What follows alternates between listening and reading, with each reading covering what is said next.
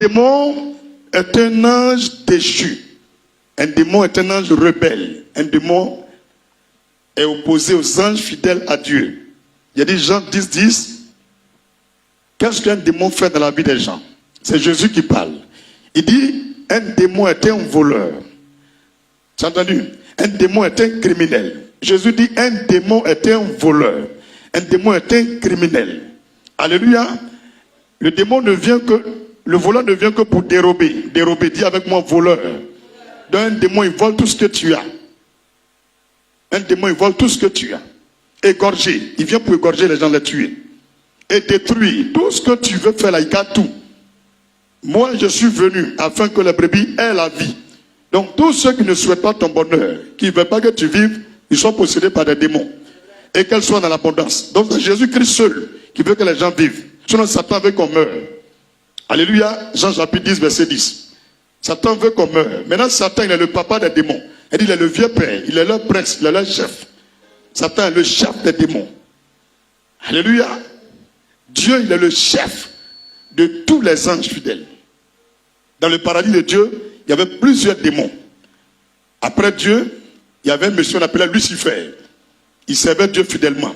Apocalypse 12, à partir du verset 1, mais je vais prendre le verset 9 seulement. Apocalypse chapitre 12, verset 9 pour moi, mais vous pouvez prendre à partir du verset 1. Apocalypse chapitre 12, à partir du verset 1 jusqu'au verset 18. Vous allez apprendre plein de choses sur les démons, sur Satan. Apocalypse 12, verset 1 jusqu'au verset 18. Mais moi, je vais prendre le verset 9 seulement. Et il fut précipité, le grand dragon, le serpent ancien, appelé le diable et Satan, celui qui séduit toute la terre. Il fut précipité sur la terre et ses anges furent précipités avec lui. Donc un démon est un ange. Il porte habit blanc. Tu peux faire un rêve, un démon te parle. Tu vas penser que c'est Dieu qui te parle. Tu peux avoir vision, un démon te parle. Tu vas penser que c'est Dieu qui te parle. Ils ont habit que Dieu leur a donné au paradis là. Et habit là, c'est ça, ils ont pris pour venir sur la terre. Dieu n'a pas enlevé habit là. Donc ils ont lumière même sur eux aussi. Ils sont lumière sur eux. Il peut parler à un prophète. Il va penser que c'est Dieu qui lui a parlé. Alors que c'est un démon. Il peut parler à un fidèle. Le fidèle va penser que c'est Dieu qui lui a parlé. Alors que c'est un démon qui lui parle. Alléluia. Donc où on est, il y a des gens qui sont possédés par des démons. Ils sont allés créer l'église. C'est qui ça? À quoi? Ça veut dire qui? Mais vérifiez, voici, il n'y a pas de démon là-bas. Anconia. Alléluia. Quand on parle du diable, il y a toujours sa queue quelque part. Je reprends. Un démon, il est dans la vie de l'homme. Son seul but, c'est de détruire la personne qu'il possède. Quand il vient te posséder, c'est pour te détruire, pour t'égorger, pour te tuer, pour anéantir tout ce que tu fais, pour bloquer ta vie. Le démon vient pour que tu manques de beaucoup de choses. Mais Jésus vient pour que tu aies des choses et puis pour que tu sois dans l'abondance. Jésus ne vient pas dans la vie de quelqu'un pour que tu aies un peu. C'est une mauvaise prière quand tu dis Seigneur, donne-moi un peu, pour ne pas que je pêche contre toi. C'est faux. Il dit je suis venu pour que vous ayez la vie en abondance. Tout ce que vous devrez avoir sur la terre là. On peut dire qu'il y a au moins 1000 terrains. C'est ce que Jésus veut. On dit le monsieur a au moins 2000 milliards de dollars. C'est ce que Jésus veut. On dit en tout cas le monsieur là, Dieu l'a béni. Il a 20 enfants. Tous les 20 enfants là. Et tous sont milliardaires. C'est ça que Jésus veut. On dit le frère, il a beaucoup de voitures. Combien? On dit c'est 4000 voitures. Hein? Pour que tu aies la vie en abondance. Depuis que tu as accepté Jésus, quand on te parle de maladie là, toi et puis hôpital là, ça marche pas ça. Tu as la santé en abondance. Alléluia. Tu as la sécurité en abondance. On dit voiture la cognée pas. Toute voiture est cassée, mais le monsieur n'est pas blessé. Tout ce que Jésus veut, nous ayons d'abord des choses, mais dans l'abondance. Ça veut dire que nous vivons dans l'abondance. Qu'on ne demande jamais l'argent à quelqu'un. Qu'on ne demande jamais crédit. Qu'on ne manque de rien. C'est pourquoi Jésus est venu sur la terre. Mais les pasteurs vous disent pas. Ils pensent que Jésus est venu seulement pour aller au paradis. Frère, laissez ça là. Avant que Jésus va venir là, il dit tous les gens qui doivent aller au paradis, les noms sont écrits. Donc il est venu pour faire quoi? Il est venu pour nous libérer. Tu as compris? Il est venu pour nous libérer. Le pouvoir qu'on a perdu. Au début, nous a donné le pouvoir. À qui? Adam. On peut lire. On peut lire la Bible. Genèse chapitre 1. Il faut lire à partir du verset 26. Il faut lire, tu vas voir. Parce que tu ne sais pas qu'un homme est né pour régner, pour dominer, pour être riche, pour être puissant. Si tu ne sais pas être Dieu, je dis. Genèse 1, à partir du verset 26. Puis Dieu dit, faisons l'homme à notre image, selon notre ressemblance, qu'il domine sur les poissons de la mer, sur les oiseaux du ciel, sur le bétail, sur toute la terre, c'est ça qui m'intéresse, sur toute la terre, et sur tous les reptiles qui rampent sur la terre. Elle dit, sur la terre, là, quand on dit qu'il y a quelqu'un, c'est un homme. On a perdu ce pouvoir-là. Satan a pris tout. Tout ce qui est dans l'eau, il a pris. Ce qui est sur la terre, il a pris. Ce qui est dans la terre, il a pris. Même ce qui est dans l'air, il a pris tout. Donc Jésus est venu pour récupérer, pour nous donner. Tu as bien compris? Il est venu prendre pour nous donner. Et pour prendre ça, il doit mourir. Donc Jésus nous montre la clé pour que le diable, là, nous puissions le dominer. Il va nous montrer qu'il y a un pouvoir, il nous donne. Si on a ça, Satan ne peut plus rien nous faire. Il faut pas dire Apocalypse chapitre 12, verset 11.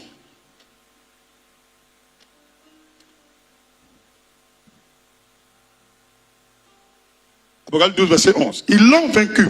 Ils l'ont vaincu, c'est au pluriel. Tous les chrétiens ont vaincu le diable. Ils ont vaincu les démons. Ils ont vaincu les génies. Ils ont vaincu les sorciers. Ils ont vaincu la mort. À cause du sang de l'agneau, Jésus. Quand ils ont tué Jésus à la croix, là, ça nous donne pouvoir. C'est moi qui t'ai dit, c'est pourquoi dans le Coran, là, la partie de Jésus, ils l'ont tué là, ils ont levé. Si le Coran est reconnu là, tous les Corans vont brûler ce soir. Il ne peut pas écrire ça dans le Coran. S'il y a un qui s'est trompé, il écrit dans le Coran là, tout le Coran là va brûler. Parce qu'ils l'ont vaincu par le sang de qui? De Jésus. C'est que Mahomet n'a plus rien à faire sur la terre. Donc Mahomet a bien réfléchi, dit la partie là ne peut pas écrire. Alors que ce qui nous donne la victoire sur le diable, c'est le sang de Jésus. On peut le dire, ils l'ont vaincu à cause du sang de l'agneau et à cause de la parole, de leur témoignage. Ils n'ont pas aimé leur vie jusqu'à craindre la mort. N'aie pas peur de mourir, à part d'aujourd'hui. Il est bien dit, même si tu es dans la maison, Dieu dit, vois-tu vas te coin, vois-tu vas te coin. Si tu veux, tu ne sors pas. Si Dieu dit, toi là, c'est abeille qui a groupé sur toi, abeille va grouper sur toi. Tu ne peux rien faire contre la volonté de Dieu. Personne ne peut fuir la volonté de Dieu. Il faut demander à Jonas. Vous vous rappelez de lui, non? Le vieux père dit, va à Ninive. Il dit, je ne vais pas entrer là. Il dit, va à Ninive, il ne va pas. Il a pris bateau. Ninive à gauche, lui il est parti à droite. Arrivé au milieu de l'eau là, bateau l'avait se renversé. Il y a les morts qui sont dans le bateau et d'autres vont à l'église. Ils ont commencé à prier. Dieu dit, il y a quelqu'un, il est bailli, il est parmi nous. Qu'on a qu'à le mettre dans l'eau là. Dieu est rentré en lui-même, l'onction est rentrée. Ainsi pas l'Éternel, c'est moi-même, je suis en train de vous fatiguer. Mettez-moi dans l'eau et puis vous serez libérés. Ils ont attrapé le monsieur, ils l'ont jeté dans l'eau. En même temps, il y a un gros poisson qui est venu. Il a pris. Pour eux, là, il est mort. Il y a un poisson là, c'est des sous-marins spirituels. Ça a filé pour vous. Quand ça arrivait sur plat de Ninive, là, il a ouvert sa bouche, il a versé. Ça faisait 3 jours là, dans le vent du poisson. Il y avait GPS, tout ça dedans. Le poisson savait tracer où Ninive se trouvait. Il faut respecter Jésus. Hein. Dis amen. Donc toi, tu ne comprends pas. Tu penses que ta vie là, c'est un hasard. Tous les gens que tu croises là, c'est un GPS spirituel. Tu dois les croiser. Tu veux, tu ne peux pas te les croiser. Tous les gens, tu ne dois pas parler avec eux, tu ne peux pas parler avec eux. Le hasard n'existe pas avec la foi. Dis avec moi, le hasard n'existe pas avec la foi. Dis Seigneur, connecte-moi. Connecte-moi à l'esprit de vision. Au nom de Jésus. Donc les démons sont réels, ils existent. Mais nous avons le pouvoir de les vaincre. Par la croix de Jésus. Par le sang et la parole de notre témoin. On doit parler. On doit parler aussi. Les démons qui sont là, on doit parler aussi. Chacun, il ne faut plus fermer ta bouche. Il dit au commencement, il était la part. Jean 1, verset 1 au verset 4. Il dit, il a créé tout par la parole. On n'a pas dit parole de Dieu. Il dit parole, parole est parole. Arrêtez de vous tromper. Il dit au commencement, il était la parole. La parole était avec Dieu. Et la parole était Dieu. Tout a été fait par la parole. Rien n'a été fait sans la parole. On n'a pas dit parole de Dieu. Alléluia. Parce qu'il va venir préciser après dans Apocalypse chapitre 19 que cette fois-ci c'est la parole de Dieu.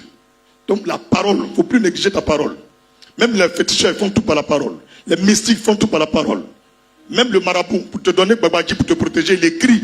C'est une parole. Et puis on enroule, on met dans le cuir, tu attaches. C'est écrit dedans. Lui là, si on lance pistolet contre lui, il ne faut pas ça rentrer. Et ça, il écrit en arabe là. Et puis la coupe à la sourate. Tu attaches à terrain, on met bobo, ça ne rentre pas. C'est la parole qui te protège. À partir d'aujourd'hui, il faut encercler ta maison avec la parole de Dieu. Il faut te couvrir avec la parole de Dieu. Il faut relâcher ta parole de Dieu sur tes affaires. Libère la parole. Tu vas voir comment ça va avancer. Alléluia. Alléluia. On peut progresser ce soir.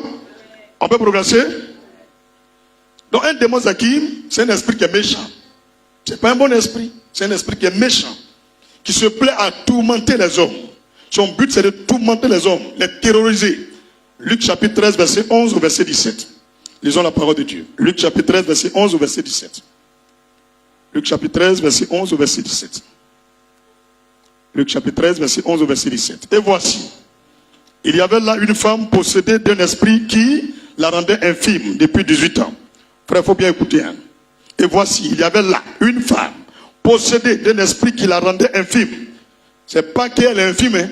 C'est un esprit qui fait que tu ne vois pas bien.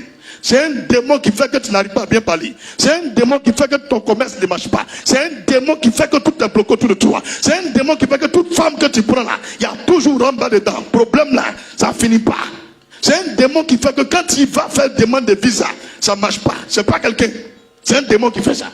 C'est un démon qui fait que ton dos là, malgré tous les médicaments, même opération, le problème ne finit pas dans ton dos. Juste quand tu portes ceinture. Alléluia. Tu marches, non? Il y a bois partout. Tu es droit comme ça. C'est le démon qui fait ça. Alléluia. Il y a des gens qui sont lépreux. C'est un démon qui est dans tes doigts. Il coupe tes doigts. Quand il sort, tes doigts vont repousser. Alléluia. Tu vois, il y a des gens, hein? Dis avec moi, il y a des gens, hein? L'argent, c'est un problème. Même quand ils gagnent l'argent, ils ne comprennent rien. L'argent finit. Tout l'argent là fini. Même les pasteurs, tout l'argent là fini. Ils prient, ils perdent, ils tout l'argent là. Ça va là-bas. C'est un démon qui vole l'argent. Il vient souffler sur ton argent. C'est comme quoi? Tabac, comme poussière. Tout ton argent là, ça va. On voit l'argent, mais tu ne fais rien de bon avec. Le démon qui fait ça là, tu dois le chasser. Alléluia. Tu es dernier de classe. C'est un esprit qui fait ça. Ce n'est pas quelqu'un d'autre. Souvent, les gens pensent que l'infirmité, la maladie, le blocage, l'échec là, c'est l'homme. Non, c'est pas l'homme. C'est un démon. C'est pourquoi tout à l'heure, tu parlais de l'esprit humain. Dis avec moi l'esprit humain.